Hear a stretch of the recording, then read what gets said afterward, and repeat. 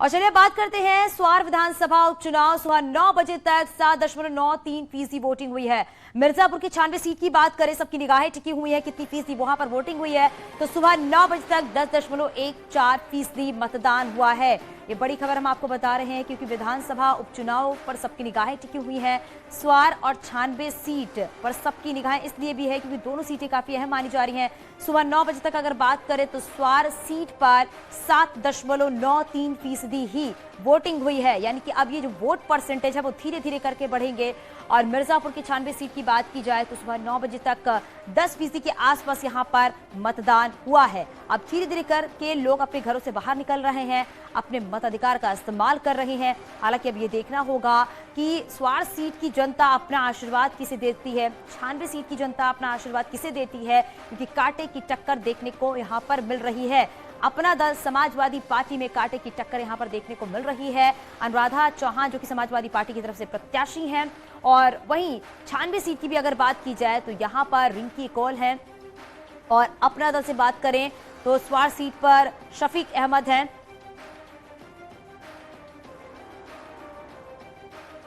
और स्वार सीट से हमारी सहयोगी अमनदीप हमारे साथ जुड़ गई हैं। अमन, अभी की थोड़ी जानकारी दीजिए, क्योंकि ये बताया जा रहा है कि स्वार सीट पर 9 बजे तक की अगर बात की जाए तो 7 के आसपास यहाँ पर 7% के आसपास यहाँ पर मतदान हुआ है। अभी क्या स्थिति वहां पर देखने को मिल रही है? क्या लोग अपने घरों से बाहर निकल रहे हैं, मतदार अपने वोट का इस्तेमाल कर रहे हैं?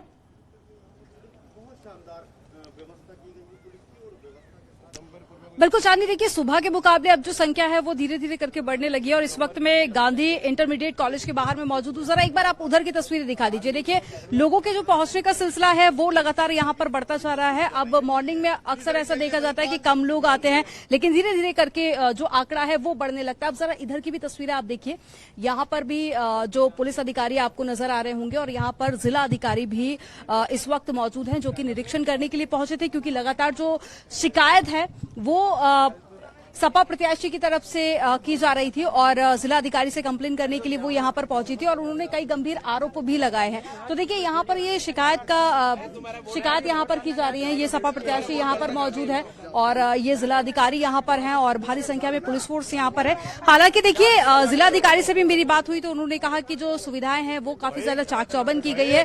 हम लगातार निरीक्षण भी कर रहे हैं। आप इससे पहले जिला अधिकारी से बात कर रही थी। मैडम, क्या शिकायत आपने दर्ज करवाई? बात कर रही हूँ अभी आपसे।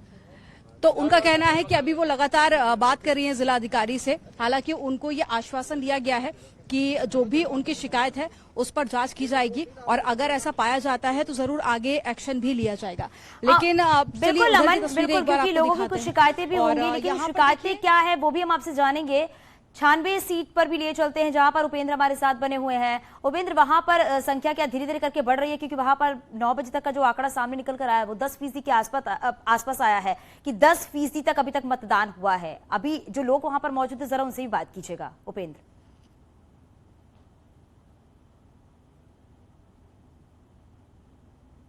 करीब 96 सीट पर सुबह 9 बजे तक मतदान हुआ है, और अभी भी कतार में जो लोग खड़े हैं उनको मैं दिखा रहा हूं अपने अपने वोटिंग का इंतजार करने के लिए। और जो उस वक्त हमारी चर्चा हो रही थी दर्शकों को लेकर कि सीट पर जातीय जो गणित है वो बेहद रोमांचक है। अगर हम जातीय गणित की बात कर ले, सामाजिक ताने बाने की बात कर ले, तो यहाँ पर करीब 3.25 लाख मतदाता हैं, और यहाँ पर ये आदिवासी और पिछड़ा बाहुल है। और अनुमानों के मुताबिक करीब 57,000 कोल, 50,000 SC यानी हरिजन, 22,000 ब्राह्मण और 22,000 के करीब यादव, 20,000 मुस्लिम और 17,000 क्षत्रिय मतदाता है।